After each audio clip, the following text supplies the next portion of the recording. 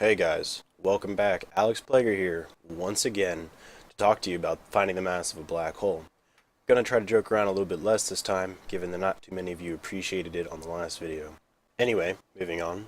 So, for this experiment, we have a star orbiting a black hole of unknown mass, and it is our task to derive the mass of this black hole.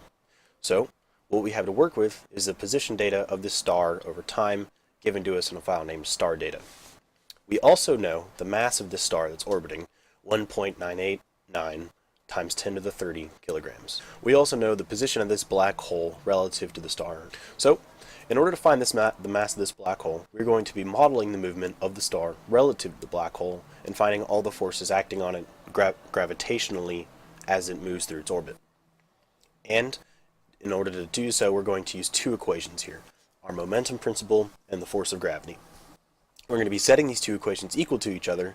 We're going to be finding F net total through the momentum principle, and we're going to be finding the mass of the black hole, M2, by setting it equal to the force of gravity equation.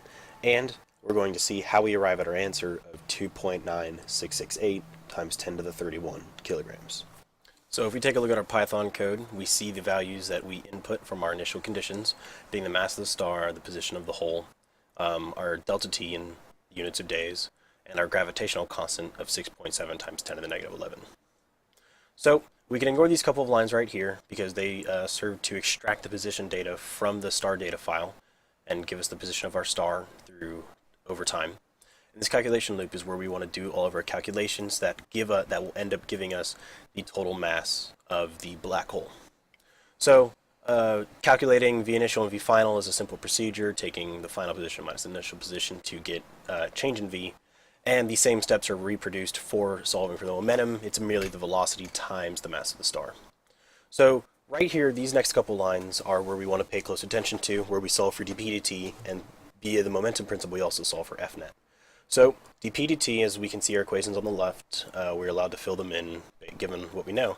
So it's the change in momentum over change in time. Finding p hat is the same as finding the initial, is the unit vector of the initial velocity. And dmag p dt is the magnitude of the change in momentum over time, and this equation here shows that. And multiplying these two previous values gives us the parallel component of change in momentum, and we can correlate that to, equate that to the parallel component of F net. And the calculation for dp dt perp is merely an extension of the work we just did in these past few lines. It'll calculate it based on the fact that the parallel plus the perpendicular component will give you the entirety of dp dt. So you just that equation and solve for that. And by extension, you know that's also F net perpendicular. And these four lines right here are merely the gravitational force equation broken down and set to solve for the mass of the hole. Okay, now that we've traced through the code, we want to run it and see what we get. So you'll see that the star takes a slingshot orbit around the black hole, and the size of the arrows correlates to the strength of the forces. So we also noticed that when the star was close to the black hole, the arrows were massive, suggesting that the star was experiencing a very strong gravitational force, which makes sense given that R in the gravitational force equation have a low value.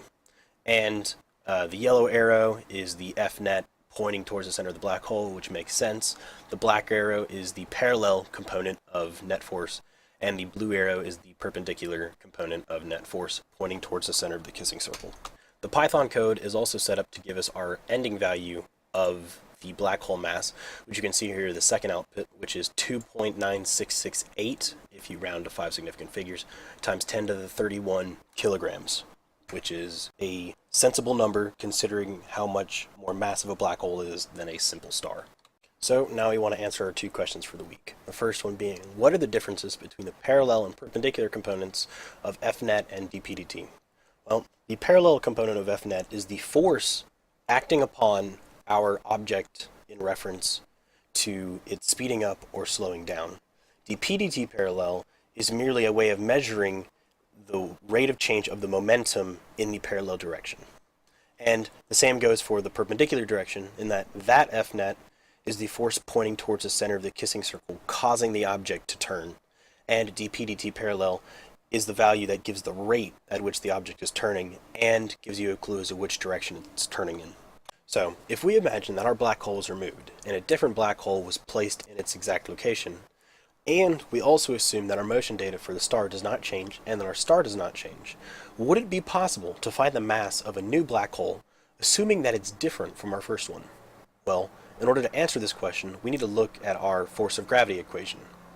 We know that since the motion of the star isn't changing, the star isn't changing, m1, fnet, and r will all remain constant in both equations, with the first hole and with the second hole.